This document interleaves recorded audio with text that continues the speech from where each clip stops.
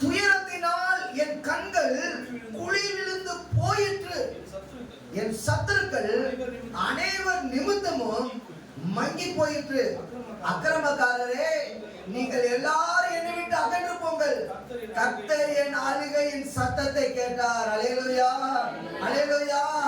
கர்த்தர் என் ஆளுகையின் சத்தத்தை கேட்டார். அக்கிரமக்காரரே, நீங்கள் எல்லாரும் என்னை விட்டு என்ன பண்ணுங்க, விலகி போங்க. ஏன்னா இப்ப என் ஜெபத்தை தேவன் என்ன பண்ணிட்டாரு, கேட்டுட்டாரு. அவர் என் ஜெபத்தை கேட்டுட்டார். எனக்கு எந்த துணையும் எனக்கு தேவையில்லை. எனக்கு எந்த அட்வைஸும் எனக்கு தேவை கிடையாது. எனக்கு எந்த மனித பலனும் எனக்கு தேவை கிடையாது. எந்த மனிதன் எனக்கு சப்போர்ட்டுக்கு தேவை கிடையாது. எந்த மனிதனும் என் கூட இருக்க தேவை கிடையாது. யாருமே இல்லைன்னாலும் என் தேவன் என் ஜெபத்தை கேட்டார்னா, அவன் என் கூட இருந்தா எனக்கு 1000 பேர் இருக்கிறதுக்கு என்னது சமம், சமம். தேவனே கூட இருந்துட்டார்னா, யார் இருந்தாலும் இல்லாட்டினாலும் அவர் ஒருவர் கரம் என்னை தொட்டுச்சுன்னா எனக்கு எல்லாமே வாழ்க்கைக்கு நன்மையாக நடக்கும். அல்லேலூயா சொல்லுவோமா? அல்லேலூயா. அந்த ஒருவர் தான் என் ஆண்டவராகிய இயேசு கிறிஸ்து.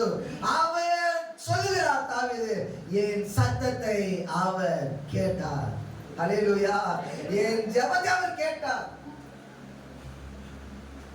இயேசுக்கு முன்னாடி இல்லைன்னா நம்ம 1000 மனிதருடைய கைகளை எதிர்பார்ப்போம், 1000 பேருடைய உதவி எதிர்பார்ப்போம். எத்தனோ பேர்ட்ட அட்வைஸுக்கு போய் நிற்போம், எத்தனோ பேர்ட்ட ஆலோசனைக்கு போய் நிற்போம். ஆனா தேவன் என்ற ஒரு மனிதர் என் வாழ்க்கைக்கு வந்துட்டார்னா எனக்கு எந்த அட்வைஸும் யாரும் கொடுக்க தேவையில்லை, எனக்கு எந்த ஆலோசனையும் யாரும் கொடுக்க தேவையில்லை.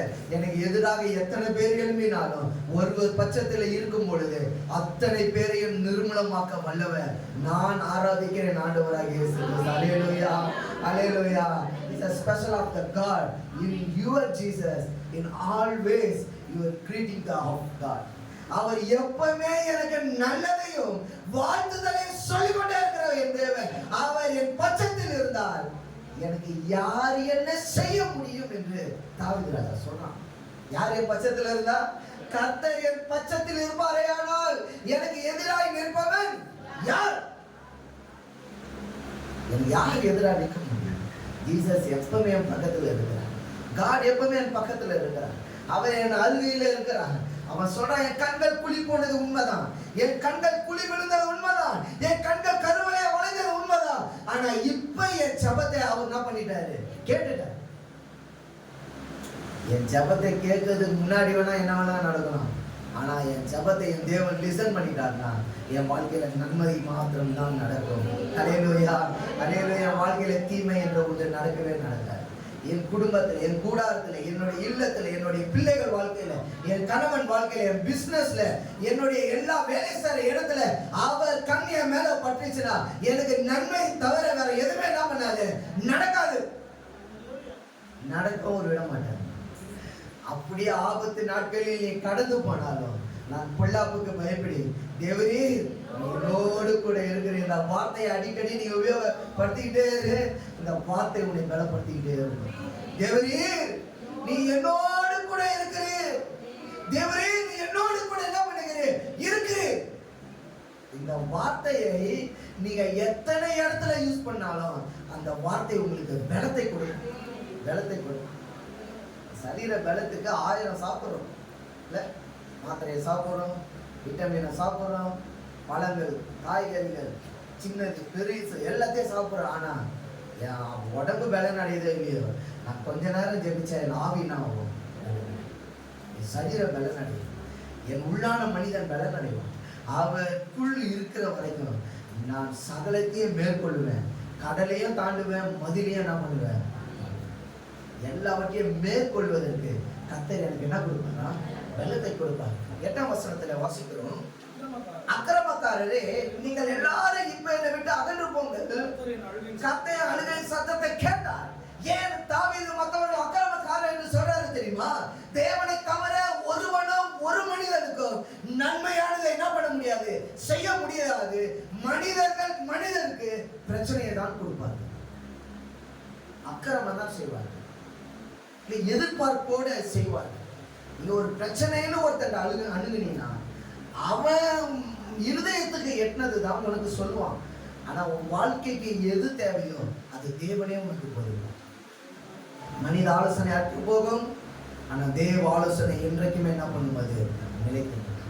எந்த மனிதனை நம்புவதை பார்க்கிறோம் கர்த்தர் மேல் பற்றுதலாய் இருக்கிற மனிதன் பாக்கியவான் அப்படின்னு வேதம் சொல்லுகிறது.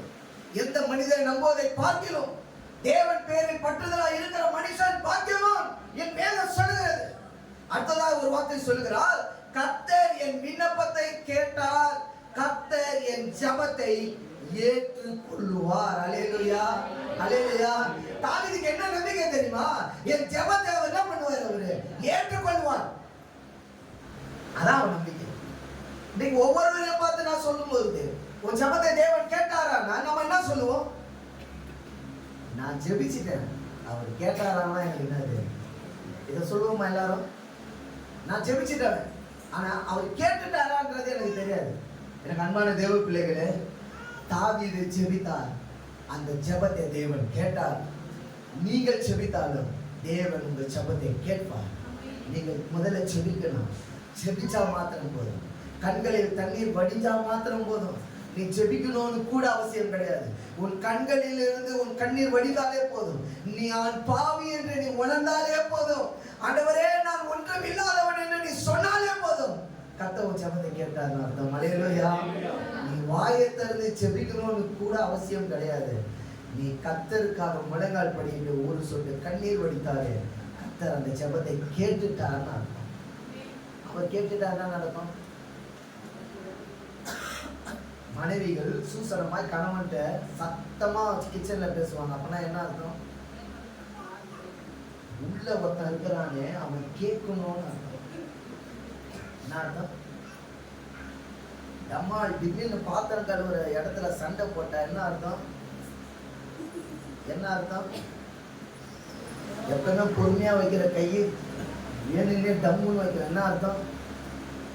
நான் கோபமாக்குறேன், வந்து என் கோபத்தை கேளுடான்னு அர்த்தம். நான் கோபமா இருக்கிறேன், டீயை கையில கொடுக்காம டேபிள வச்சுட்டு போனா என்ன அர்த்தம்? எத்து குடின்னு அர்த்தம். எடுத்து குடின்னு அர்த்தம். எனக்கு வந்து தேவத்துல ஒவ்வொரு ஆக்ஷனுக்கும் என்ன உண்டு? நம்ம படிக்கும்போது என்ன படிப்போம்? ஒவ்வொரு செயலுக்கும் எதிர்வினை உண்டு. தாவீதுடைய வாழ்க்கையில அவனுடைய ஒவ்வொரு கண்ணீருக்கும் பின்னாடி ஏதோ ஒன்று என்ன இருக்கு. பொதுவா எல்லார் கண்களிலும் பொதுவா கண்ணீர் வராது தெரியுமா? எப்போ ஒருவருடைய கண்ணில இருந்து தண்ணீர் வரனா என்னால முடியாது அப்படின்ற நிலைமைக்கு வந்ததுக்கு அப்புறம் தான் அவன் கண்ணில இருந்து என்ன வரும்? எக்ஸ்ட்ரீமா ஆனதுக்கு அப்புறம் தான் அவன் கண்களில் இருந்து தண்ணீர் வரும். தண்ணீர் வந்துச்சுன்னா என்ன அர்த்தம் தெரியுமா? அந்த இனி என்னால எதுவுமே முடியாதுப்பா, இனிமேட்டு நீங்க தான் நான் பண்ணிக்கணும். பார்த்து அந்த கண்ணீர் தான், அந்த கண்ணீர் தான் எல்லாருடைய வாழ்க்கையிலையும் கண்ணீர் உள்ள பாதையில கடந்துதான் போகும். யாருமே கண்ணீரே இல்லாத பாதையில ஒருவரும் கடந்து போயிருக்க முடியாது. எல்லாருடைய வாழ்க்கையிலும் ஏதோ ஒரு இடத்துல நம்ம கண்ணீர் சிந்தி தான் இருக்கும், அழுதுதான் இருக்கும். ஆனா உன் கண்ணீருக்கு பதில் யாருன்னா என் ஆண்டவராகிய தேவன். நான் என் கண்ணீரை நான் எங்க சிந்துனேன்றது முக்கியம். நான் கண்ணீரை உறவுகள்கிட்ட சிந்தக்கூடாது. என் கண்ணீரை பக்கத்து வீட்டுக்காரன்ட்ட எதிர்த்த வீட்டுக்காரன்ட்ட சிந்தக்கூடாது. என் கண்ணீரை சிந்தக்கூடிய ஒரே ஒரு குவாலிட்டியான இடம் எதுனா அது தேவனுடைய சமூகம் தான். அந்த சமூகத்துல உன் கண்ணீரை தின்னுனா வேதம் சொல்லுகிறது, உன் கண்ணீர் துளிகள் எல்லாமே அவர் துருத்தியில் அல்லவோ இருக்கிறது. எந்த இடத்துல அழுதாலும் உங்களுக்கு ஆறுதல் கிடைக்காது. ஒரே ஒரு இடம், தேவ சமூகத்துல அழுதினா உங்களுக்கு ஆறுதலோட கூட பலனை என்ன பண்ணுவாங்க. எத்தனை விசுவாசி அலையிலா இதை எத்தனை பேர் நம்புறோம்? சரி, நீங்க தேவ சமூகத்துல அழுதீங்கன்னா ஒண்ணு இமிடியேட்டா கிடைக்கிற என்னன்னா அந்த பிரச்சனையை தாங்கிறதுக்கு பலன் இமிடியேட்டா உங்களுக்கு என்ன பண்ணும் அந்த பிரச்சனை உன்னை விட்டு போவாது. ஆனா மாறா என்னன்னா, அதை தாங்குவதற்குரிய பலனை கர்த்தர் இம்மிடியேட்டா நமக்கு என்ன பண்ணுவாரு? தேவ சமூகத்துல ஜெபிச்சு எந்திரிக்கும் போது ஜெபிக்கிற பழக்கம் உள்ளவர்கிட்ட கேளுங்க, ஏதோ ஒரு பலன் அவர்களை சூழ்ந்து கொள்வதை அவர்கள் உணர்வாங்க. அதுதான் அவருடைய ஸ்பெஷல். ஜீசஸ்ல என்னடா ஸ்பெஷல்? நீ ஜெபிச்சினா பலனா இருக்கு, அவ்வளவுதான். பிரச்சனை மாறாது. கண்ணீர் மாறிச்சா மாறியே இருக்காது, இன்னும் அதிகமாக தான் இருக்கும். ஆனா அதை தாங்குவதற்கு ஒரு ஸ்பெஷல் பலனை கர்த்தர் என்ன பண்ணுவாரு? கட்டளை இருப்பாரு. அதுக்கப்புறம் முகம் துக்க முகமாக என்ன பண்ணாரு? இருக்காரு. அண்ணா ஜெபிக்கிறா, ஜெபிச்சதுக்கு அப்புறம் வேதம் சொல்லுகிறது, அதுக்கப்புறம் அவளுக்கு ரொம்ப வருஷம் கழிச்சுதான் குழந்தை பிறந்தது. ஆனா ரொம்ப வருஷம் கழிச்சு குழந்தை பிறகுற வரைக்கும் அவன் முகம் துக்க முகமாகவே. ஏன்னா ஜெபித்தது தேவன் கிட்ட, அவர் விண்ணப்பத்தை கேட்டாரு, அவர் என்ன பண்ணிக்கிட்டான்? புரிஞ்சுக்கிட்டான். தாவீது ராஜா என்ன சொல்றான் வாழ்க்கையில? கர்த்தர் என் விண்ணப்பத்தை கேட்டாரு, கர்த்தர் என் ஜெபத்தை என்ன பண்ணிட்டாரு? ஏற்றுக்கொண்டார்.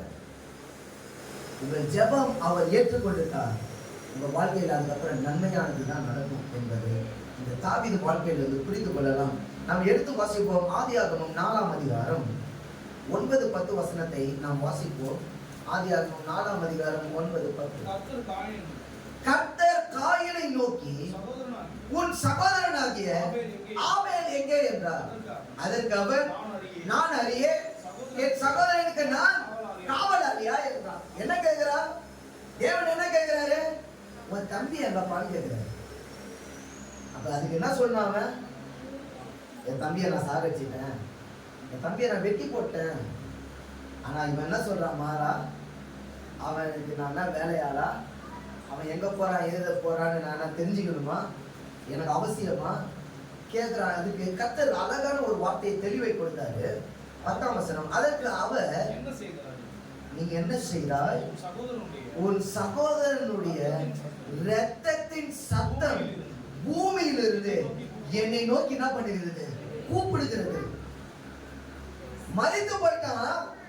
ஆனா மரித்து போனவனுடைய ரத்தம் கூட பூமியிலிருந்து சத்தம் எங்க தொழிச்சுதான்? பரலோகத்தில் தொழிச்சு. தேவனை ஏற்றுக்கொள்கிற, தேவனை விசுவாசிக்கிற, தேவனை நம்புகிற தேவ பிள்ளைகளுடைய சின்ன சத்தம் கூட, சின்ன ஜபம் கூட, சின்ன கண்ணீர் கூட தேவ சமூகத்துல போய் எட்டும் என்பது இந்த வசனம் நம்மளுக்கு சொல்கிற மிகப்பெரிய சாட்சி. செத்து போனவனுடைய ரத்தம் என்னை என்ன பண்ணுது? கூப்பிடுதுன்றா. என்ன கூப்பிடுது? என் அன்பு தேவ பிள்ளையே, உங்க வாழ்க்கையில நடக்கிற எல்லாவற்றுக்குமே என் தேவனுக்கு தெரிந்தேதான் நடக்கிறது என்பதை முதல்ல விசுவாசிக்கணும். அவருக்கு தெரியாமல் எதுவுமே நடக்காது நம்ம வாழ்க்கையில. நம்ம அனுதின வாழ்க்கையில, நம்ம முக்கியமான சூழ்நிலையில தேவனுக்கு தெரியாமல் நம்ம வாழ்க்கையில ஒண்ணுமே நடக்காது. இதை முதல்ல விசுவாசம். நான் துன்பத்துல கடந்து போறேன், நான் துயரத்துல கடந்து போறேன், நான் துக்கத்துல கடந்து போறேன். நீ கடந்து போகிறது எல்லாமே அவனுக்கு தெரியாமல் இல்லை. நீ அதுல கடந்து போனாதான் பெரிய ஜாதிகளுக்கு கத்த உயரமா என்ன பண்ணுவாரு? மாற்றுவார். பசி பட்டினியில வளர்ந்தவங்களுக்கு தான் பசினா என்னன்னு என்ன பண்ணுவாங்க? ஒரு வேளை சாப்பிடலன்னா, அந்த சாப்பிடலன்னா அந்த வயிறு என்ன பண்ணுன்றத பசியிலிருந்து கடந்து மேல வந்திருக்கிறான்ல அவனுக்கு மட்டும்தான் தெரியும். 3 வேளைக்கு 7 வேளை சாப்பிட்றவனுக்கு பசினா என்னன்னு கேட்டீங்கன்னா அவனுக்கு அந்த அருமையை என்ன பண்ணாரு? பசினா என்னன்னு நன்றி தேவனுக்கு. என் தேவன் மனிதனாய் 33 வருஷம் இங்க வாழ்ந்து பசியை அனுபவிச்சிருக்கிறாரு, பட்டினியை அனுபவிச்சிருக்கிறாரு, தாகத்தை அனுபவிச்சிருக்கிறாரு, துரோகத்தை அனுபவிச்சிருக்கிறாரு, இயலாமை அனுபவிச்சிருக்கிறாரு, துக்கப்பட்டிருக்காரு, மரிச்சாரு, ரத்தம் சிந்தினாரு, வழியில துடிச்சாரு. இதனாலதான் நம்ம செபிக்கிறது எல்லாமே அவருக்கு என்ன பண்ணுது தெரியும். அதனாலதான் நான் செபிக்கும் பொழுது உடனே வந்து நம்மளுக்கு பதிலையும் விடுதலையும் கொடுத்துட்டு என்ன பண்றாரு? அவரு கடந்து போறாரு. காரணம் இதை எல்லாமே அவர் அனுபவிச்சிருக்காரு. ஒன்லி தேவனா மாத்திரம் இருந்திருந்தாருன்னா என் கண்ணீருக்கு அவருக்கு என்ன கவலைன்றது அவருக்கு என்ன பண்ணாரு? தெரிஞ்சிருக்கு. நான் எந்த இடத்துல இருந்து எவ்வளவு அழுவுறேன்றது அவருக்கு தெரிஞ்சிருக்காது. நான் எந்த பாதையில நிக்கிறேன்றது அவருக்கு தெரிஞ்சிருக்காது. இதெல்லாம் ஒரு 33 வருஷம் அனுபவிச்சதுனாலதான் உன் கண்ணீருக்கு என்ன வேதனை என்பதை மனிதன் புரிந்து கொள்கிறாங்க இல்லையோ, உன்னை படைத்த தேவன் புரிந்து கொள்வார். அல்லேலூயா. மனுஷன் புரிந்து கொள்ள மாட்டான். பொதுவா மனைவி ஏன் அழுவுது, மனைவி ஏன் சஞ்சலப்படுது, கணவன் ஏன் இப்படி இருக்கிறான், உன்னால புரிந்து கொள்ள முடியாது. ஆனா உன்னை படைத்த தேவனுக்கு நல்லா தெரியும். ஐயோ என் பிள்ளைக்கு ஏதோ பிரச்சனை என்ன பண்ணிருக்கு. பெத்த தாய்க்கு தெரியும். பிள்ளைய சாப்பாடு போடும்போது பிள்ளை சாப்பிட்றத வச்சு ஓடி போய் ஆம்பளைக்கு போடுவான். ஏன்னா அவனுக்கு இது பிடிக்காதுன்னு யாருக்கு தெரியும்? அம்மாவுக்கு தான் தெரியும். கணவனுக்கு பிடிக்கிறது இல்லையா தின்னு தோலண்டு போயிடுவா. ஆனா பிள்ளைக்கு என்ன, ஐயோ பிள்ளை இதை சாட மாட்டானேன்னு யாருக்கு தான் தெரியும்? தாய்க்கு தான் தெரியும். அவன் ஓடி போய் ஒரு ஆம்பளைக்கு போறான்னா புரிஞ்சுக்கோ, பிள்ளை மூஞ்சி அவன் என்ன பண்ணிடுச்சு, வாடிடுச்சுன்னா. இதெல்லாம் மறைமுகமாவே ஒரு தாய் என்ன பண்ணிப்பா, புரிஞ்சுப்பா. உன் சிம்டம்ஸை வச்சு புரிஞ்சுப்பா, உன் ஃபேஸை வச்சு புரிஞ்சுப்பா. நீ துக்கமா இருக்கிறியா, சந்தோஷமா இருக்கிறியா, இல்ல கவலையா இருக்கிறியா, இல்ல சந்தோஷமா இருக்கிறியான்றத உன் ஃபேஸ்லயே ஒரு தாய் என்ன பண்ணிப்பா, புரிஞ்சுப்பா. தகப்பனுக்கு இது புரியுதோ இல்லையோ, உன்னுடைய பாடி லாங்குவேஜ் எல்லாமே உன் தாய்க்கு மட்டும்தான் என்ன பண்ணும். இதேதான் என்னுடைய இன்னொரு தாய் ஒருத்தர் இருக்கிற, அதே ஆண்டவராகிய இயேசு கிறிஸ்து. நீ என்ன நினைச்சாலும் அதை என்ன பண்ணிப்பாரு சொல்லுவோமா. அல்லேலூயா.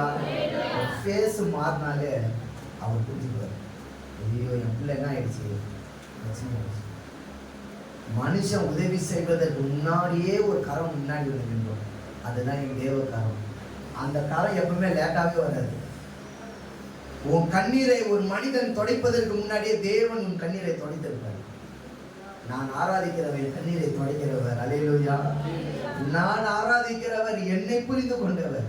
நான் ஆராதிக்கிறவன் என் மனநிலைமையை புரிந்து கொண்டவர். நான் என்ன நிலைமையில எப்படி மாறுவேன்றது அவருக்கு மட்டும்தான் தெரியும். வேற யாராலையும் அதை புரிந்து கொள்ள முடியும். நான் ஆராதிக்கிறவர் தாய் கருவு உருவாவதற்கு முன்னமே என்னை தெரிந்து கொண்டவர். அல்லேலூயா. வேதம் சொல்லுகிறது. இங்க என்ன வாசிக்கிறோம்? 10ஆம் வசனம். அதற்கு அவர் என்ன செய்தார்?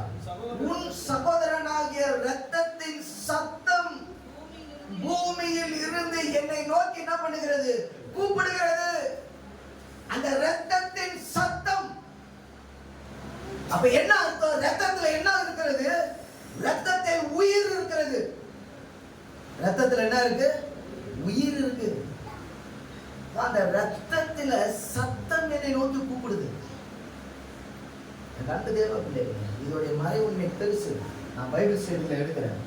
ஏன் இந்த ரத்தத்தின் சத்தம் கூப்பிடுச்சு? ஆனா லிட்ரேச்சரா எந்த சத்தத்தையும் தேவன் கேட்க வல்லவராக இருக்கிறார். அல்லேலூயா. ஒரு சில இடத்துல நம்ம வாயை திறந்து ஜெபம் பண்ணுவோம், ஒரு சில இடத்துல ஜெபமே வராது, காமா உட்கார்ந்துருப்போம். ஒரு சில இடத்துல கண்ணீரை தவிர வாயில எந்த வார்த்தையும் வராது. நீ எந்த பாடி லாங்குவேஜ்ல ஜெபித்தாலும் அந்த ஜெபத்தை கர்த்தர் கேட்பார். சிம்பிள். அதுதான். நீ சத்தமா வாய் திறந்து ஜெபிக்கணும்னு அவசியம் கிடையாது. நீ தேவனை உன் இருதயத்துல நினைச்சாலே உன் இருதயத்துல வாசம் பண்ணுவார். நீ ஏசப்பான்னு கூப்பிட்டாலே கூப்பிடுறதுக்கு முன்னாடியே வந்து நிற்பாரு. ஏன்னா அவர் எல்லா பாடி லாங்குவேஜும் அறிந்தவர். நீ சத்தம் போட்டு கூப்பிடணும். ஒரு சில பேர்லாம் சொல்லுவாங்க, எனக்கு ஜெபிக்கவே தெரியாது பிரதர். நீ ஜெபிக்கவே வேணாம், ஏசப்பான்னு நினைச்சாலே போதும். அருகில் வந்து உட்காந்து உனக்கு ஆறுதல் கொடுப்பேன். கட்டி தழுவுவேன். ஒரு குஷ்ட ரோகியையே தொடாத இந்த உலகத்துல தொட்டு சுகம் கொடுத்த என் தேவன் நீ எந்த நிலைமையில இருந்தாலும் உன்னை நோக்கி வருகிற சித்தமுள்ளவராக. எந்த நிலைமையில நான் இருந்தாலும் என்னை வெறுக்காதவர் யார் மட்டும்தான். ஒரு 10 நாள் குளிக்காதவன்கிட்ட போயிட்டு பக்கத்துல நிப்போமா? பக்கத்திலே வரமாட்டான், மனுஷனே போமாட்டான். ஆனா என் தேவன் உன்னை தேடி வருவார். யாரா இருந்தாலும் வருவார். நீ எந்த நிலைமையில இருந்தாலும், ஒரு புழு குடித்து போன நிலைமையில இருந்தாலும் உன்னை தொட்டு அரவணைக்கிற ஒரு நேசர் ஒருவர் இந்த உலகத்துல உண்டு. அது எந்த மனிதனும் அல்ல, 3 கோடி தெய்வங்களும் அல்ல. உலகத்துல ஒரே தெய்வன் இயேசு மாத்திரம் தான் வருவார். அல்லேலூயா. இந்த உலகத்தை படைத்தவர் ஒரே ஒருவர் தான், அவர் தான் இயேசு. இவ்வளோ பேர் இருக்கிறாங்களே, அவங்கள எல்லாம் யாரும் வர மாட்டாங்க. அவங்கள எல்லாம் யாரும் படைக்கல. தேவன் தான் மனிதனை படைத்தார். அவரை போலதான் நாம் இருக்க வேண்டும் என்று நினைத்தார். வேதம் சொல்லுகிற அடுத்ததா எடுத்து வாசிங்க. 1 சாமுவேல் 30:1-4. தாவீதும் அவன் மனுஷரும் 3ஆம் நாளிலே சிக்லாகுக்கு வந்து சேர்வதற்கு உள்ளே என்ன நடக்குது? நீங்க வீட்டுல போய் முன்னாடி இருக்கிற அதிகாரத்தை வாசிக்க பாருங்க. தாவீதை பெலிஸ்தியர் ரெஃப்யூஸ் பண்றதை பார்க்க முடியுது. முன்னாடி வசனம் அதிகாரம் என்ன ரெஃப்யூஸ் பண்றாங்க? தாவீது இருந்தா நாங்க போருக்கு என்ன பண்ண மாட்டோம், போக மாட்டோம். ஏன் தாவீதை இருக்கிறான் பெலிஸ்தியன்? ஏன்னா பெலிஸ்தனுடைய தளபதியை யார் சாகடிச்சது? தாவீது சாகடிச்சான். யாரு? சவுலை. சவுலை தாவீது சாகடிக்கும் போது அவர்கள் பாடின பாட்டு பெலிஸ்தியருக்கு இன்றைக்கும் கோபம் வருது. என்ன பாட்டு பாடினாங்க தெரியுமா? சவுல் கொண்டது 1000, தாவீது கொண்டது 16,000. இந்த பாட்டு பெலிஸ்தியருக்கு பிடிக்காத ஒரு பாட்டு. பெலிஸ்தியர் சொல்றான், தாவீது வந்தா நாங்க வரமாட்டோம், தாவீது வந்தா நாங்க வரமாட்டோம். ஏன்னா பெலிஸ்தியருக்கு தெரியும், தாவீது வந்தா ஜெயம் கொடுக்கிற தேவன் அவனுக்கு என்னத்தை கொடுப்பார், ஜெயத்தை கொடுப்பார் என்று மற்றவர்களுக்கு தெரியும். திட்டமிட்டு பெலிஸ்தியர் தாவீதை ரெஃப்யூஸ் பண்றதை முன்னாடி வசனம் சொல்லுகிறது. ஆல்ரெடி துயரப்பட்டு வருகிறான், ஆல்ரெடி அவமானப்பட்டு வருகிறான், ஆல்ரெடி நிந்தனைப்பட்டு வருகிறான். வருகிற இடத்துல 3 நாள் பிரயாணப்பட்டு வந்து அவன் வீட்டுக்குள்ள நுழையறான். வீடு தீக்கரையாக்கப்பட்டது. அன்பு தேவ பிள்ளையை நல்லா கவனிங்க, அவருடைய சிச்சுவேஷனை கவனிங்க. ஏன் தாவீது சங்கீதம் நம்மளுக்கு ஒரு ஆறுதலை கொடுக்குதுன்னா, தாவீது நம்மளை போல பாடுள்ளவன். அதனாலதான் நீங்க சங்கீதத்தை படிக்கும் பொழுது நம்மளுக்கு வாழ்க்கையில நடக்கிறது எல்லாமே அவனுக்கு என்ன பண்ணியிருக்கோம், நடந்திருக்கும். அவனுக்கு நடந்ததை தான் இன்றைக்கு நம்ம படிச்சுட்டு இருக்கோம். அதனாலதான் யாரை கேளுங்க, எந்த அதிகாரம் பிடிக்கும்? சங்கீதம் நம்ம ரொம்ப பிடிக்கும். ஏன்னா சங்கீதம் தான் நம்மளுக்கு ஏற்ற அதிகாரம். நம்மளுக்கு நான் அழுவும் போதெல்லாம், நம்ம அழுவும் போதெல்லாம் ஒரு கண்ணீரை துடைக்கிறது சங்கீதம் 23. நான் பிசாசின் பிடியில மாட்டிக்கொண்டு இருக்கும் போதெல்லாம் சங்கீதம் 91 படிப்போம். இப்படி நம்ம வாழ்க்கையில நடக்கிற எல்லாத்துக்குமே சங்கீதம் காரணம். சங்கீதம் காரணம். நம்மளுக்கு ஒரு புள்ள பிறந்துச்சா சங்கீதம் 131 படிப்போம். அது வளருமா சங்கீதம் 129 படிப்போம். இப்படி சங்கீதம் நம்ம வாழ்க்கையில ஒன்றிணைந்த உண்டு. ஏன்னா நம்மளை போல நம்ம எப்படி பாட அனுபவித்துட்டு இந்த பூமியில வாழ்றோமோ, இதே போல தாவீதும் பாட அனுபவித்து பூமியில வாழும்பொழுது பாடின பாட்டு தான் நம்மளுக்கு இன்றைக்கும் ஆறுதலா இருக்கு. இன்றைக்கும் ஆறுதலா இருக்கு. எப்ப பாரு சங்கீதம் 1-30 வரைக்கும் படிச்சு முடிச்சுட்டு ஒரு 4 நாள் படிக்காம திரும்ப சங்கீதம் 1 படிக்கும். தெரியுமா? ஏன்னா சங்கீதம் 1 தான் ரொம்ப சின்னதா இருக்கும். எப்ப படிக்க ஆரம்பிச்சாலும் எங்க தான் படிக்கும், சங்கீதம் 1. சங்கீதம் 1. அதனாலதான் அதை படிச்சு படிச்சு மனப்பாடமாவே ஆக்கி வச்சிருக்கோம் பாருங்க.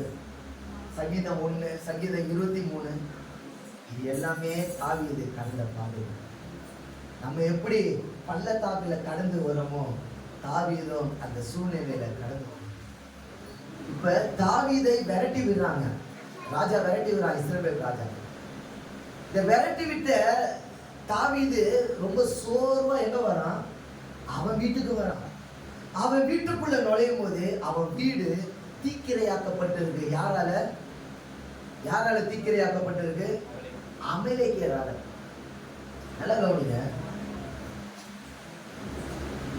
எதுக்கு ஒரு பொண்ணு அம்மா வீட்டுக்கு போகும் தெரியுமா? கல்யாணம் ஆனதுக்கு அப்புறம் இவங்க சமைச்சே சாவடிக்கிறாங்க, நான் ஒரு வாரம் அம்மா வீட்டில் போய் இருக்கிறேன்னு போகும். அங்க போய் அம்மியை எடுத்து உன் கையில போட்டா எப்படி இருக்கும்? இதுக்கு நான் எங்க இருந்திருப்பேன், அங்கேயே வேலை செய்யக்கூடாதுன்னு தான் எங்க வந்தேன், அம்மா வீட்டுக்கு வந்தேன். இங்கேயும் வந்த உடனே வாசல் அம்மியை கொடுத்தீங்கன்னா நான் கம்முன்னு எங்கேயே போயிடுறேன், அங்கேயே போயிடுறேன். தாவீது ஆல்ரெடி இருதயம் காயப்பட்டு வந்து நிற்கிறான். நிற்கும் பொழுது அவன் வீடு எரிந்திருக்கிறதை அவன் பார்க்கிறான். இந்த சிச்சுவேஷன்லாம் நினைச்சு பாருங்க, அவன் ஏன் கண்ணுல குழி விழுந்ததுன்னு உங்களுக்கு தெரியும். ஒரு மனுஷனுக்கு வெளியில எவ்வளவு பிரச்சனை வந்தாலும் சமாளிப்பான். ஆனா குடும்பத்துல சின்ன பிரச்சனை வந்தாலும் அவ்வளவு பெரிய ஆம்பளை சமாளிக்க என்ன பண்ணாரு, முடியாது. அதான் உண்மை, அதான் உண்மை. அதனாலதான் அந்த வீடுன்றது அவனுக்கு ஒரு சொர்க்கமா இருக்கணும். 1000 வேலையை செஞ்சுட்டு வருவான். உனக்கு பணம் ஈஸியா வந்து கொடுக்கறானே, அதை எத்தனை அவமானத்தை சந்தித்து அந்த பணத்தை வாங்குவான் தெரியுமா? எத்தனை எச்சத்தட்ட கழுவி அந்த பணத்தை வாங்கிட்டு வருவான். எத்தனை பேர்கிட்ட திட்டு வாங்கி அந்த பணத்தை வாங்கிடுவான். எத்தனை முதலாளி கிட்ட திட்டு வாங்கி பணத்தை வாங்கிட்டு வருவான். வாங்கிட்டு வந்து கொடுக்குற இடம் அவனுக்கு ரம்மியமா இல்லைன்னா, எப்பேற்பட்ட ஆளா இருந்தாலும் அவன் கண்ணில் என்னதான் வரும்? தண்ணி தான் வரும். தண்ணி தான் வரும். அதனாலதான் வீடு எப்பவுமே ஒருவனுக்கு ரம்மியமா இருக்கணும். 1000 பிரச்சனைகள் ஊர் உள்ள இருந்தாலும் என் வீட்டுக்கு போனா எல்லா பிரச்சனையில மறக்கிற அளவுக்கு குடும்பம் சந்தோஷமா இருக்கணும். அதனால சொல்லுவாங்க, குடும்பம் எப்படி இருக்கணும்? கோவிலா இருக்கணும். குடும்பம் எப்படி இருக்கணும்? கோவிலுக்குள்ள நுழைஞ்சா எப்படி இருக்கும்? ஒரு பீஸ்ஃபுல்லா இருக்கும், ஒரு சமாதானமா இருக்கும். ஆலயத்துக்குள்ள வந்தா என்ன நடக்கும்? ஒரு 2 மணி நேரம் என் கவலை மாறும், அவ்வளவுதான். அந்த ஒரு பீஸ்ஃபுல் இருக்கும். நீங்க பெரிய பெரிய கோவிலுக்கெல்லாம் போய் பாருங்க, அது உள்ள நுழைஞ்சாலே ஒரு அட்மாஸ்பியர் இருக்கும். ஃபர்ஸ்ட்லாம் நான் திருவட்டூர்ல வேலை செய்யும் போதெல்லாம் ஃப்ரீயா இருக்கும் பொழுது வடிவுடையம்மன் கோவில் உள்ள போய் பத்துருவேன். எத்தனோ நாள் படுத்துருவேன். தூக்கம் அந்த மாதிரி வரும். அந்த ஸ்மெல்லு, அந்த அட்மாஸ்பியர், நம்ம எங்க படுத்தாலும் தூங்குவோம். ஆனா அந்த மன ரம்மியமானத்தை தேடிதான் நிறைய பேர் என்ன பண்ணுவாங்க, வீட்டை விட்டு கோவிலுக்குள்ள போவாங்க. சபை என்பது அதை காட்டிலும் மேன்மையானது. சபைக்குள்ள வரும் பொழுது உங்களுடைய துக்கம் மாறி இருக்கணும், உங்களுடைய கவலை மாறி இருக்கணும். உங்களுக்கு பிரச்சனைகள் கொஞ்ச நேரம் 2 மணி நேரம் உன் மைண்டை தேவனுக்குள்ளாக செலுத்திட்டு போனீங்கன்னா அந்த வாரம் முழுவதும் உங்களுக்கு ஆசீர்வாதமாக இருக்கும். அது ஒரு பிளெஸ்ஸிங்கான ஒரு இடம். சபை என்பது உங்களுக்கு ஒரு பிளெஸ்ஸிங்கான ஒரு இடம், உங்களை ஆசீர்வாதத்தை பெற்றுக்கொள்கிற ஒரு இடம். இந்த இடத்தை ரெஃப்யூஸ் பண்ணீங்கன்னா வெளியில உங்களுக்கு பிரச்சனை அதிகமா தெரியும். இந்த இடத்தை நாடுகிறவர்களுக்கு வெளியில பிரச்சனையாவே இருக்காது. குடும்பம் என்பது ஒரு ரம்மியமா இருக்கிற ஒரு சூழலை நீங்கள் உருவாக்கி வைத்துக் கொள்ளுங்கள். பெரிய பெரிய பணக்காரனா ஏன் தருமா வீட்டை கோடிக்கணக்கில் கட்டுறான்? கோடிக்கணக்கில் ஏன் செலவு பண்ணி கட்டுறான் தெரியுமா? அவன் வீட்டுக்குள்ள நுழையும் போது அவன் ட்ரெஸ் எல்லாமே மாறி இருக்கும். அந்த கலரிங், அந்த பெயிண்டிங், அந்த டிசைனு, அந்த வீட்டில் இருக்கிற அட்மாஸ்பியரை பார்த்தா அவன் பிரச்சனை எல்லாமே ஒரு நிமிஷம் என்ன பண்ணணும். அதனாலதான் வீடை எப்பவுமே நம்மளுக்கு பிடித்தது போல என்ன பண்ணிக்கணும், மாத்திக்கணும். காலையில நல்ல அவசரம் போகும்.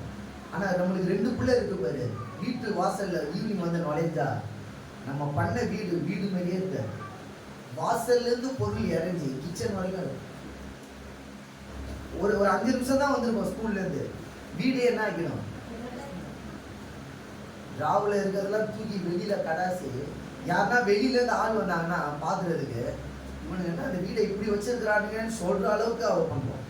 என் வீட்டுல பொண்ணு இருக்கிறாங்க, உள்ள வந்த உடனே எல்லாத்தையும் தூக்கி கடாசி.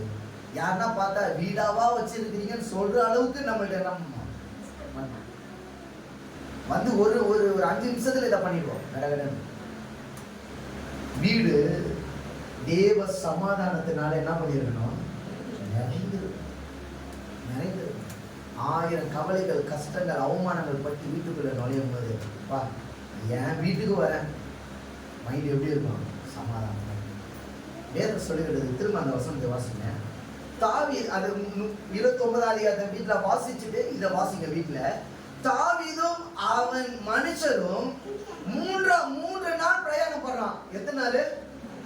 3 நாள் பிரயாணப்பட்டு இப்ப அவன் வீட்டுக்கு வரும்போது அமேரிக்க தென்புறத்து சீமையின் மேலும் சிக்லாக்கின் மேலும் விழுந்து சிக்லாக்கை கொள்ளையடித்து அதை என்ன பண்ணாங்கன்னா அக்கினியினால சுட்டெரித்தார்களாம். ஏன் அவன் கண்ணு குழம்பா மாறிச்சு? இதான் காரணம். பின்புறத்துல இதான் மேட்டர்.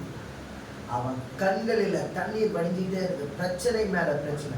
எப்பவுமே பொதுவாக சொல்லுவாங்களா, அடிப்பட்ட காலையிலே என்ன பண்ணும், அடிப்படும். அது வரைக்கும் அந்த இடத்துல அடியப்படாது. என்னைக்கு ஒரு அடிப்பட்டுதோ அதே இடத்துல அடிப்பட்ட வாழ்க்கையும் அப்படிதான். கொஞ்சம் சறுக்கிட்டா அடி மேல அடி விழுந்துக்கிட்டே இருக்கும். மேல வர வரைக்கும். இங்க தாவீதுக்கு என்ன பிரச்சனை? தாவீது 3 நாள் பிரயாணப்பட்டு அவன் சொந்த வீட்டுக்கு வரான். இப்ப வீட்டுல இருக்கிற மனைவி பிள்ளைகளும் இல்ல, வீடும் எரிக்கப்பட்டு இருக்கிறத பார்த்துட்டு என்ன நடக்குது வாசிங்க. 2 அதிலிருந்து ஸ்திரீகள் ஆகிய சிறியவர்களையும் பெரியவர்களையும் சிறைப்பிடித்து ஒருவரையும் கொன்றுபடாமல் அவர்களை பிடித்து கொண்டு தங்கள் வழியிலே போய்விட்டார்கள். தாவீதும் அவன் மனுஷரும் அந்த பட்டணத்துக்கு வந்த போது இதோ அது அக்கினியினால் சுட்டெரிக்கப்பட்டது என்றும் தங்கள் மனைவிகளும் தங்கள் குமாரரும் தங்கள் குமாரத்திகளும் சிறைப்பிடித்து கொண்டு போகப்பட்டார்கள் என்றும் கண்டார்கள். அப்பொழுது தாவீதும் அவனோடு இருந்த ஜனங்களும் அழுகிறதற்கு தங்களை பலன் இல்லாமல் போக மட்டும் சத்தமிட்டு அழுதார்கள். இந்த அழுகைக்கு என்ன காரணம்? அடி மேல அடி, அடி மேல அடி. எந்த சூழ்நிலையும் அவனுக்கு சமாதானம் கிடையாது. தாவீது நம்மளை போல பாட அனுபவித்தவர்கள், நம்மளை போல பாட அனுபவித்தவர்கள். தாவீது கிட்ட இருந்து கற்றுக்கொள்வதற்கு நிறைய பாடம் இருக்கு, நிறைய பாடம் இருக்கு. அதுல மிக முக்கியமான பாடம் இருக்கு. அவன் அழுகுறதுக்கு கூட பலன் இல்லாத அளவுக்கு அழுதுட்டு இருக்கான், கத்தி அழுகுறான், சத்தமா அழுகுறான். யோ எல்லாமே போச்சு, அங்க என்ன நடந்ததுன்னு சொல்றதுக்கு கூட என்ன இல்லை, இப்ப ஆள் இல்லை. பிரச்சனை என்னன்னா, யாராவது சொன்ன இப்படி நடந்ததுன்னு சொன்னா கூட நெக்ஸ்ட் என்ன பண்ணலாம்னு யோசிக்கலாம். ஆனா அங்க என்ன நடந்ததுன்னு சொல்றதுக்கு கூட என்ன இல்ல, ஆள் இல்ல. எவ்வளவு கஷ்டம் பாருங்க, எவ்வளவு கஷ்டம் பாருங்க. இவரை போல நம்ம ஒன்னும் பாட அனுபவிக்கல, இவரை போல தாவீதை போல ஒன்னும் நமக்கு பிரச்சனை வரல. ஆனாலும் நமக்கு சின்ன சின்ன பிரச்சனை கூட நம்ம வாழ்க்கையில பெருசா தெரியுது. சின்ன சின்ன பிரச்சனை கூட நம்ம வாழ்க்கையில பூதகமா இருக்கு, அதை சமாளிக்க முடியலன்னு சொல்றோம். ஆனா இவன் வாழ்க்கையை பாருங்க, தேவனோடு இருந்தவன் தான், கோலியாத்தை முறியடித்தவன் தான், கோலியாத்தை சேலஞ்ச் பண்ணவன் தான், ஒரு வீரன் தான், ஒரு வெற்றி சிறந்தவன் தான், தேவன் அவனோடு இருந்தவன் தான்.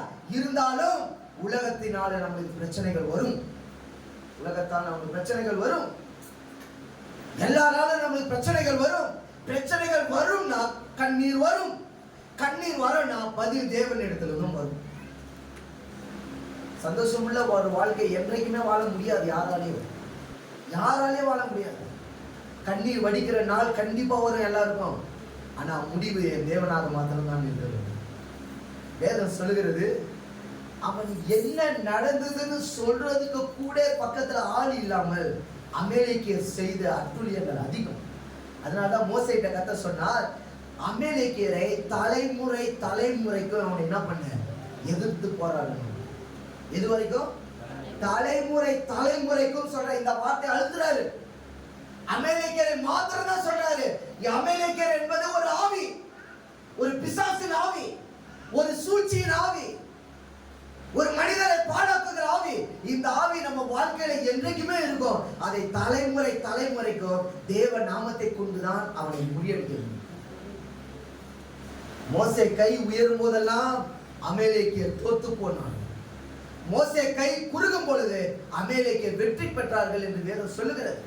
இதனால ஆரோன் என்ன பண்றானா, மோசேவுடைய கையை நிமித்திக்கிட்டே இருக்கிறான். மோசே உன் கையை கீழே போட்டாத, கீழே போட்டா இஸ்ரவேலர் சாவறார்கள், நீ மேலே உயர்த்தும் பொழுது அமலேக்கியர் சாகரம். அதனால ஒரு நாள் வரைக்கும் மோசேவுடைய கை மேலேயே இருந்தது. அன்பு தேவ பிள்ளைகளே, உன்னுடைய கரம் தேவனை நோக்கி பார்த்து கொண்டிருக்குமே, ஆனால் அமலேக்கியரை போல வாழ்க்கையில எத்தனை பிரச்சனைகள் வந்தாலும், உன் வாழ்க்கை சுக்குநூறு ஆக்கினாலும், உன் வாழ்க்கையை எங்க சாம்பலாக்கிய போட்டாலும், என் தேவன் உன்னோடு இருக்கும் பொழுது இழந்ததை 100 மடங்கு 1000 மடங்கு திரும்ப உனக்கு கொடுப்பார். அல்லேலூயா. உன் கரத்தை மாத்திரம் எங்க நிறுத்து, வானத்துக்கு நேராக நிறுத்து, வானத்துக்கு நேராக நிறுத்து. பிசாசின் பிரச்சனை நம்ம வாழ்க்கையில வரும், அவனுடைய சூழ்ச்சி நம்ம வாழ்க்கையில் நடக்கும், அவனுடைய பிரச்சனையை சரீரத்தில் செயல்படும். ஆனாலும் அமலேக்கிய ஒரு நாள் வெற்றி கொண்டது கிடையாது. என் தேவன் மாறாய் வெற்றி கொள்கிற தேவனாய் இருக்கிறார். அல்லேலூயா, அல்லேலூயா. என் தேவன் என் பட்சத்தில் இருக்கிறார், நான் வெற்றி சிறக்கிறவனாய் இருப்பேன். தொடர்ந்து வாசிங்க. தாவீதின் 2 மனைவியாகிய இஸ்ரவேல் ஊராகிய அகிலாவும் கர்மேல் ஊரானான நாபாத்தின் மனைவியாகிய இருந்த அபிகாயிலும் சிறைபிடித்துக் கொண்டு போகப்பட்டார்கள். தாவீது மிகவும் நெருக்கப்பட்டான். சகல ஜனங்களும் தங்கள் குமாரத்திகளின் நிமித்தம் மனம் கிளேசத்தின் நிமித்தமும் அவனை கல்லெறிய வேண்டும் என்று சொல்லிக் கொண்டார்கள். தாவீது தன் தேவனாகிய கர்த்தருக்குள்ளே தன்னை திடப்படுத்திக் கொண்டான். அல்லேலூயா. இவ்வளவு முக்கியமான வாக்கு பாருங்க. உன்னை திடப்படுத்திக் கொள்வதற்கு இந்த உலகம் ஒரு நாளும் முயற்சி செய்யாது. உங்களை பலப்படுத்தணும்னு இந்த உலகம் ஒரு நாளும் நினைக்காது. தாவீதுக்கு நடந்ததுதான் மற்றவர்களுக்கும் நடந்தது. ஆனால் இவர்கள் யாரை பிளேம் பண்றாங்க? தாவீதை பிளேம். உன்னாலதான் என் மனைவி பிள்ளைகள் போயிட்டாங்க, உன்னாலதான் வீடு எரிக்கப்பட்டது, உன்னாலதான் இந்த நிலைமை, உன்னாலதான் காரணம், நீதான் காரணம், நீதான் காரணம் என்று எல்லா ஜனங்களும் தாவீதை என்ன பண்ண ஆரம்பிச்சாங்க? பிளேம் பண்ண ஆரம்பிச்சாங்க. ஆனா தாவீது சொல்றான், கர்த்தருக்குள்ளே தன்னை என்ன பண்ணி கொண்டானா? திடப்படுத்திக் கொண்டான். அல்லேலூயா. உலகத்துல உங்களுக்கு உபத்திரவம் உண்டு, கர்த்தருக்குள்ளதான் நீங்க திடப்படுத்திக் கொள்ள முடியும். கர்த்தருக்குள்ளதான் நீங்க திடப்படுத்திக் கொள்ள முடியும். நீங்க உலகத்துல தோத்தே போகலாம், ஆனா கர்த்தருக்குள்ள ஒரு நாளும் தோத்து போயிடாது. உலகத்துல நான் படிக்கிறேன், படிப்பு ஏறுது, படிப்பு ஏறல, அதெல்லாம் ஒரு மேட்டரே கிடையாது. கர்த்தர் பேரு தத்தியை தான் தேர்ந்தெடுத்தார். ஞானியை ஒருத்தனையும் கர்த்தர் தேர்ந்தெடுக்கவே கிடையாது. கர்த்தர் தேர்ந்தெடுத்த எல்லா பாத்திரமும் தத்தி தான். கர்த்தர் தத்தியை தான் தேர்ந்தெடுத்தார். எனக்கு படிப்பு வரலையும் கவலைப்படாத. கர்த்தர் உனக்கு என்ன அபிஷேகத்தை கொடுத்திருக்கிறாரோ அதுல பலப்படு. உனக்கு என்ன டேலண்ட் இருக்கோ அதுல பலப்படு. நான் இப்படி படிக்கலையே, முதல் மார்க் எடுக்கலையே, 2வது மார்க் எடுக்கலையே, நான் அவனை போல இல்லையே, இவனை போல இல்லையேன்னு ஒரு நாள் டோன்ட் கம்பேர் வித் அதர்ஸ். யாரை குறித்தும் உன் பிள்ளையை ஒரு நாளும் கம்பேர் பண்ணாத. ஒரு நாளும் கம்பேர் பண்ணாத. உன் பிள்ளைக்கு நீ ஒரு யூனிக்கா கர்த்தர் ஏதாவது ஒன்று வச்சிருப்ப. அதுல அவன் ஊர் உலகத்துல படிப்புல தத்தியாவே இருக்கட்டாங்க, கர்த்தருக்குள்ள அவன் பரிசுத்தமா இருந்தானா கர்த்தர் உயர்த்துவார். நீங்க ஒன்னே ஒன்று புரிந்து கொள்ளுங்க. இவன் படிக்கல, அவனை போல இல்லை, இவனை போல இல்லை, இவன் பெருசா வருவான்னு நான் நினைச்சேன், வாழ்க்கையில இப்படி வருவான்னு நினைச்சேன், அப்படி வரலன்னு நான் கவலைப்படாத. அவன் கர்த்தருக்குள்ள ஏதாவது ஒரு வைராக்கியம் பாராட்டிட்டு பரிசுத்தமா வாழ்றானா அவனை கர்த்தர் கண்டிப்பா உயர்த்துவார். உலகத்துல சமுதாயத்துல படிப்பு இல்லாட்டினா கூட வாழ்ந்துடலாம், ஆனா தேவன் இல்லாமல் ஒருவனாலையும் ஒரு நிமிடம் கூட வாழ முடியாது. வேதத்தை நீ சுமந்தால் வேதம் உன்னை கண்டிப்பா சுமந்தே இருக்கிறது. சிறு வயதிலிருந்து தூக்கின இந்த வேதம் உன்னை ஒரு நாளும் மற்றவர்களுக்கு இகழ்ச்சியாக வைக்கவே வைக்காது. நீங்க அதை நல்லா புரிஞ்சுக்கணும். ஒரு நாளும் அப்படி வைக்காது. எங்க வேலை கிடைக்கல, நான் கம்ப்யூட்டர்ல ஒர்க் பண்ணல, எனக்கு அந்த நாலேஜ் இல்லை, அதெல்லாம் விட்டுருங்க. தேவன் உனக்கு கொடுத்த சின்ன காரியத்துல உண்மையா இருந்து தேவனுக்கு நேர்த்தியான காரியத்துல உண்மையா இருங்க. அவர் உங்களை கடைசியில உச்சத்துல கொண்டு போய் எல்லாருடைய கண்கள் பார்க்கறது போல வைப்பார். என் தேவனாகிய கர்த்தர் கூடாத காரியம். கர்த்தருக்குள்ள ஒருத்தன் வைராக்கியம் பாராட்டினா அடி பின்னி எடு. அவன் பைபிள் படிக்கல, அவன் ஒழுக்கமா இல்லை, அவன் ஒழுக்கமாவே நடந்து கொள்ள மாட்டானா அதுல நீ கண்டி. படிப்புன்றது எல்லாராலையும் முதல் மார்க் எடுக்க முடியாது. பசங்களுக்கு எல்லாராலையும் முதல் மார்க் எடுக்க முடியாது. எல்லாராலையும் ஃபர்ஸ்ட் ரன்னிங் ரேஸ்ல ஸ்டெப்பை எல்லாருமே ஈவனா எடுத்து வச்சிட முடியாது. ஒருத்தர் தான் வர முடியும். பிள்ளைங்க அந்த பலன் இல்லைன்னா ஏதோ ஒரு பலன் இருக்கும், கர்த்தர்கிட்ட கேட்டு அதை பெற்றுக்கொள்ளும். அடிக்கிறதுனால படிப்பு ஒரு நாளும் வந்துடாது. அப்படி வந்துருமா யாருக்குன்னா? நான் அவனை அடிச்சு இவனை முதல் ரேங்க் எடுக்க வச்சேன் யாருன்னா சொல்லுவீங்க? படிப்புன்றது தானா வரணும். எப்படி வரணும்? அது தானா வரணும். அது குடும்ப சூழ்நிலையை பார்த்து இயல்பாவே வரணும். நீ என்ன சொன்னாலும் கருப்பு மாடு எப்படி வரும் அப்படிதான் அந்த இது வராது, தெளிவு வராது. ஒவ்வொரு நாளுமே பிள்ளைங்களுக்கு உலகத்துல வாழ்வதற்கு சொல்லிக் கொடுக்கணும். கர்த்தர், பைபிள், ஜபம், படிப்புன்றது உங்களை யாரும் ஏமாற்றக்கூடாத அளவுக்கு இருந்தா போதும். படிப்புன்றது 50 ரூபா கொடுத்ததா இது 100 ரூபான்னா அதுக்காவது அந்த அளவுக்காச்சும் படிச்சிருந்தா போதும். என்ன ஏமாத்துற 100 ரூபா. எங்க வீட்டாண்ட காவாங்கரையில கண்ணு தெரியாதவர் ஒரு கடையை வச்சு நான் கேட்டுருக்கிறேன். கண்ணு சுத்தமா தெரியாது. பணத்தை கொடுத்தா இது என்ன பணம்ன்றத தடவியே கண்டுபிடிக்கும். அதே மாதிரி நீ ஒரு டீ தூளோ ஒரு பிஸ்கட் பாக்கெட் எது கேட்டாலும் ஒரு 10 பிராண்ட் இருக்கும் பிஸ்கட் பாக்கெட்ல நீ குட்டே கேட்டா கரெக்டா குட்டே வரும். அது எப்படி ஏது இது வந்து மிராக்கல். இது நானே மிரண்டு போயிருக்கேன். சில்லறைய கரெக்டா கொடுப்பாருங்க, சில்லறைய ரொம்ப கரெக்டா கொடுப்பாரு. என்னன்னா அந்த தொடுதலை வைத்து அவர் என்ன பண்றாரு, இது இந்த காசு இது அவர்கிட்ட ஏமாத்தவே முடியாது. கண்ணு தெரியறவங்க கூட என்ன பண்ணிடலாம், ஏமாத்திடலாம். அவரை ஏமாத்தவே முடியாது. அந்த அளவுக்கு கிளவரா இருக்காங்க. ஏதோ ஒரு விதத்துல என் பிள்ளை ஒழுக்கமா இருக்குதான்றது முக்கியம். எப்படி இருக்கணும், படிப்பு இல்லாட்டினாலும் எப்படி இருக்கணும், அதுலயே இல்லாட்டினா அவன் ட்ரௌசர் அவுத்து தோலை பிரிச்சே எடுத்துடலாம். தவறே என்னது, ஒண்ணு படிக்கணும். படிச்சுட்டு சுட்டித்தனம் பண்ணா கூட ஒரு தாய் ஏற்றுப்பான். படிக்காமே சுட்டித்தனம் பண்ணா நினைச்சிருப்பான். யாராலும் என்ன பண்ண முடியாது. அடிக்கிறதும் கண்மூடித்தனமா இருந்தா பிள்ளைகளை ஒரு யூடியூப்ல கேட்ட, பிள்ளைகளை அடிக்கவே கூடாது அப்படின்னு ஒரு யூடியூபர்ல சொல்லுது. பிள்ளைய அடிக்க கூடாது. பைபிள் சொல்லுது, திறமையினால் கையால் ஆகாதவன் அவன் தகப்பனே இல்லைன்னு. இப்ப இது ரெண்டுத்துல எதை கேட்கணும், எதை கேட்கணும்? அடிக்காம பிள்ளைய என்ன பண்ண முடியாது, திருத்த முடியாது. அப்ப அடிச்சு வளர்க்கணும், கண்டிச்சு வளர்க்கணும். பைபிள் சொல்லுது திறமையினால் கையால் ஆகாதவன் தகப்பன் அல்ல. அதே பைபிள் சொல்லுது உங்கள் பிள்ளைகளை கோபம் முட்டாது இருப்பதாக, அதுவும் பைபிள் சொல்லுது. அப்ப என்ன அர்த்தம்னா, அடிக்க வேண்டிய வயசுல அடிக்கணும், அன்னைக்கிற வயசுல என்ன பண்ணணும், அடிக்கிற வயசுல. எனக்கு ஒரே ஒரு பிள்ளை, அவனை அடிச்சா எங்கன்னா போயிடுவான். அவன் அடிச்சா போனா ஒரு தர்தினை நம்மளை விட்டு போயிடுச்சுன்னு என்ன பண்ணிக்கோ நினைச்சுக்கோ.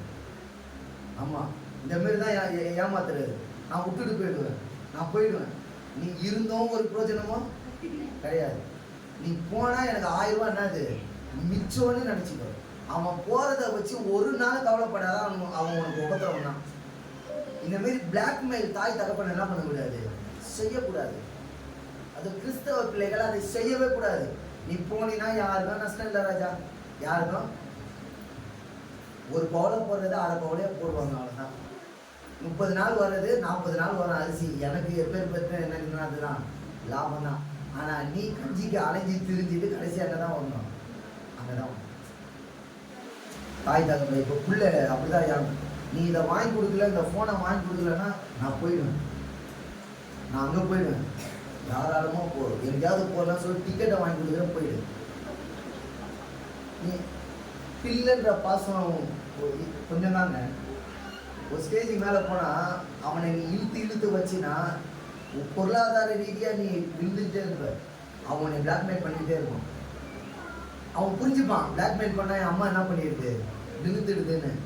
அந்த காரியத்தை என்னைக்குமே செய்யாது. என்னைக்கா இருந்தாலும் மரணம் என்ன பண்ணி தான் ஆகுது, வந்துதான் ஆகுது. அதனால பிளாக்மெயில் பண்ணுறது, நான் இது பண்ணுறேன் அது போய்கிட்டே இருக்கணும்.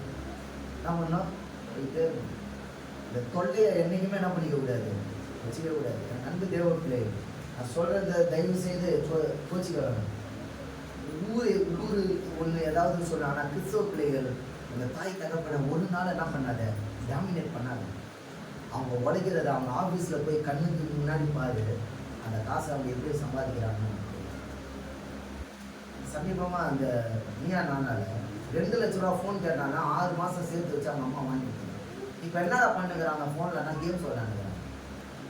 எப்படி 2 லட்ச ரூபா கொடுத்து வாங்கின ஃபோனு இது வீட்டில் உட்காந்து கேம்ஸ் விளையாடுறதுக்கு 6 மாதம் சேமிப்பு. எவ்வளோ குடும்ப கஷ்டம் தெரிஞ்ச பிள்ளை பற்றியா. நண்பு தேவ பிள்ளையில மற்றவங்களெல்லாம் விட்டுருங்க.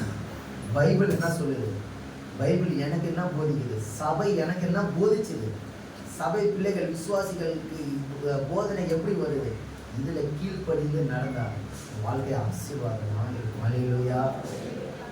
மேல வந்ததுக்கு அப்புறம் ஒருவனும் உங்க மேல் தீ போடவே என்னது முடியாது. இந்த தாவீதோட வாழ்க்கையில நடக்குது, வாசிங்க. தாவீது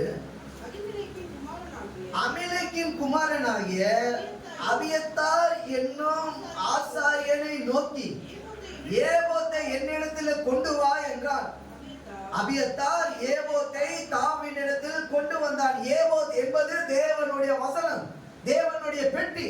அந்த பெட்டியில் இருப்பது தேவனுடைய வசனம். இப்ப என்ன சொன்ன தாவீது, பிரச்சனை வந்துருச்சு, போராட்டம் வந்துருச்சு. இதுக்கு முடிவு யாருதான்? இயேசுதான். அப்ப ஏவாத்தை கொண்டு வா.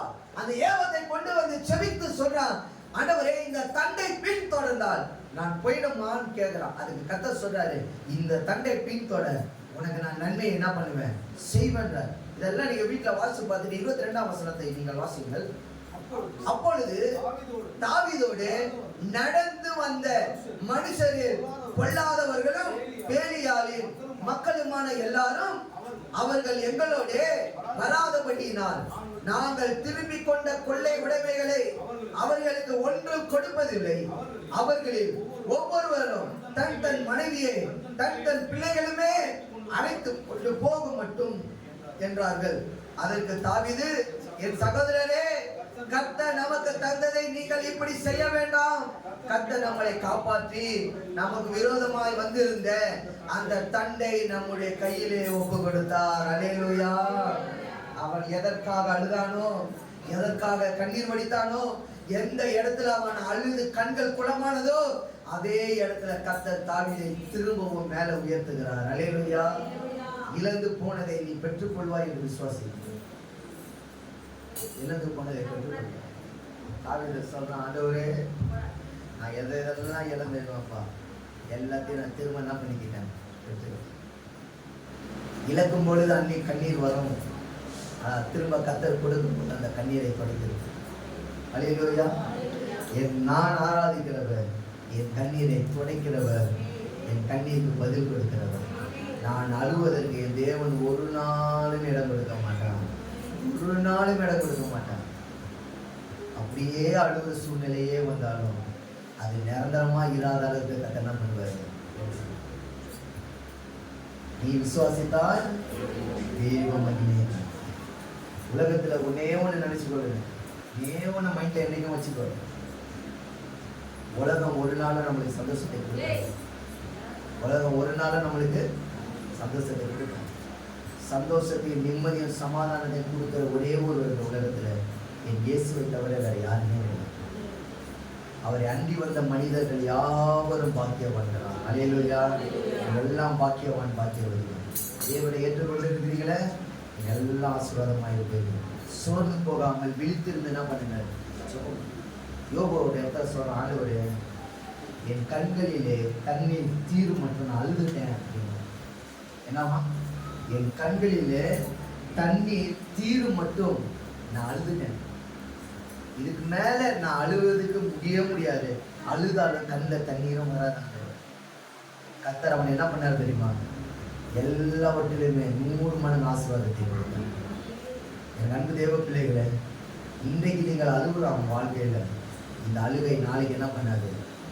வேதம் சொல்லுகிறது, இன்று காணும் எகிப்தியனை நீங்கள் என்றைக்குமே என்ன பண்ண மாட்டீங்க, என்றைக்குமே பார்க்க மாட்டீங்க. கர்த்தர் அவர்களை நிர்மூலமாக்கி போட்டார்.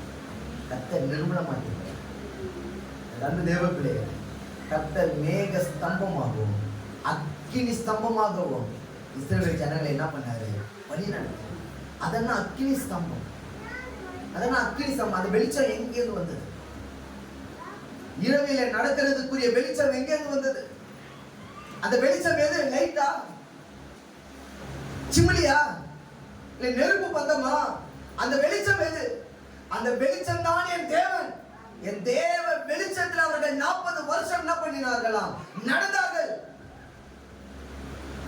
இந்த பாலைவனத்துல எந்த வெளிச்சமும் கிடையாது. அது தேவனுடைய பிரசன்னம். தேவனுடைய பிரசன்னத்துல ஒரு பிள்ளை நடக்குமே ஆனால் எல்லா ஆபத்திலிருந்தும் தப்புவிக்கிற போக்கை கர்த்தர் உருவாக்கி கொடுப்பார். அல்லேலூயா. பாலைவனத்துல இருக்கிறது போல விஷம் அதிகமான இடம் எதுவுமே கிடையாது. விஷத்துல கொடுமையான விஷம் உள்ள எல்லா பிராணிகளும் பாலைவனத்துல தான் இருக்கு. தேளு, கருப்பு தேளு, பைத்தான் பாம்பு, நல்ல விஷம் உள்ள பாம்பு எல்லாமே பாலைவனத்துல தான் இருக்கு. அந்த பாலைவனத்துல தேவன் அக்கினி ஸ்தம்பமாய் ஜனங்களுக்கு ஒரு தீங்கும் நடக்காமல் கர்த்தர் பாதுகாத்தார். எவ்வளவு ஆச்சரியம் தெரியுமா? எவ்வளவு ஆச்சரியம் தெரியுமா? ஒரு நாள் 2 நாள் அல்ல, 40 வருஷம் அந்த வெளிச்சத்தை படைத்தார். அவர் வெளிச்சம், அவர் வெளிச்சம். அவர் வெளிச்சத்தில் இருந்தா நம்ம வாழ்க்கையில அண்ணு கூட என்ன பண்ணாது.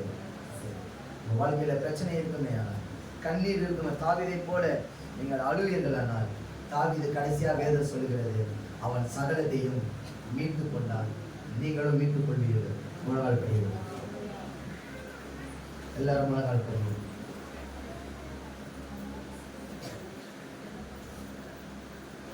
ஹalleluya, ஹalleluya. எல்லாரும் முழங்கால் படியுங்கள். எல்லாம் ஜெபம் செய்ய போகிறோம். வாய்களை திறந்து ஜெபம் செய்வோம். அதாவது தாவீது சொல்றான், கர்த்தர் என் விண்ணப்பத்தை கேட்டார், என் கண்களிலிருந்து கண்ணீரை அவர் கண்டார். இது யாருமே தேவை கிடையாது. என் விண்ணப்பம் கேட்கறதுக்கு முன்னாடி தான் நீங்க எல்லாம் தேவை. என் விண்ணப்பத்தை என் தேவன் கேட்டுட்டார்னா இனி யாருமே எனக்கு தேவை கிடையாது. தேவனே எனக்கு முழு பலனாக இருப்பார். வாழ்க்கையில தேவனே முழு பலனாக இருப்பார். மனுஷரை நம்புறீங்களா? விட்டுருங்க. சொந்தக்காரனை நம்பாத, உறவுகளை ஒருபோதும் நம்பாத. நீ நம்புகிற ஒரே ஒருவர் இயேசுவா தான் இருக்கணும். நீ கண்ணீர் வடிக்கிற இடம் அது தேவ பாதமா தான் இருக்கணும். எந்த மனிதர் அருகிலும் உட்கார்ந்து அழுவாத, உன் கஷ்டத்தை சொல்லி புலம்பாத. என் தேவ சமூகத்துல வா, என் தேவ சமூகத்துல நில்லு, முழங்கால் படியிடு, உட்காரு. எதுவானாலும் தேவ சமூகத்துல கண்ணீர் வடி. உன் கவலைகளை எல்லாம் அவர் இடத்துல வைத்து விடு. கவலைகள் எல்லாம் அவர் இடத்துல வைத்து விடு. அதுக்கப்புறம் கலைக்கு தவிக்காது. பிரச்சனையே வராது. அன்பு தேவ பிள்ளை, ஒரு ஆபத்து காலத்துல தேவன் உன்னோட அனுகூலமாக இருப்பார். உன் பிரச்சனையில அவர் உனக்கு மருந்தா இருப்பார். என் தேவனை முன்னிறுத்தி எல்லாத்திலும் உன் குடும்ப வாழ்க்கையில அவர் வேதம் சொல்லுகிறது, தாவீது சத்தமிட்டு அழுதான். சத்தமிட்டு அழுததற்கு காரணம் உண்டு. எல்லாமே அவனை விட்டு போயிடுச்சு. ஆனா ஒன்னே ஒண்ணு அவரோடு கூட இருந்தது. எப்பவுமே என் தேவ பலன் அவரோடு கூடவே இருந்தது. கர்த்தர் அவரோடு கூடவே இருந்தார். ஆபத்து வராமல் கர்த்தர் அவனை பாதுகாக்கல. ஆபத்து வந்ததுக்கு அப்புறம் கர்த்தர் அவனை பாதுகாத்தார். என் தேவன் யார் என்று தெரியுமா?